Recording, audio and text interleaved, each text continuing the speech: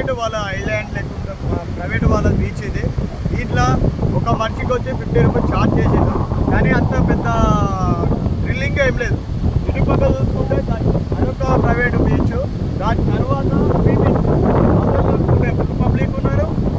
ఇటు ఈ left side చూసుకుంటే కూడా ఫుల్ పబ్లిక్ ఉన్నారు. అంటే అది ఫ్రీ బీచ్ కాబట్టి ఇది ఎప్పుడైనా గుర్తుపెట్టుకొని గోల్డెన్ బీచ్ ఇంకో బీచ్ అని చెప్పి ఆటో వాళ్ళు తీసుకొస్తే నమ్మకండి. పైసలు బొక్క తప్ప ఏం థ్రిల్లింగ్ ఉండదు మామ. మీరు ఫ్రీ దాంట్లోకి వెళ్తేనే కొంచెం జనాలు ఉంటారు, కొంచెం చిల్ చేసుకుంటాం, మంచిగా ఎంజాయ్ చేస్తాం మామ.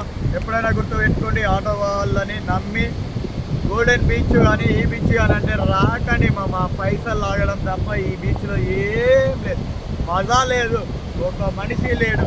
ఇటు చూస్తేనైతే కావాలి ఆడ 4, ఈడ 2, ఏమో ఇద్దరు, మొత్తానికి 20 మందితో ఈ బీచ్ ఉంది. కానీ పక్కన చూస్తే మాత్రం ఫుల్ ఎంటర్టైన్మెంట్, ఫుల్ జనాలు, ఫ్రీ కాస్ట్. అక్కడికి వెళ్ళండి మామా. బాయ్.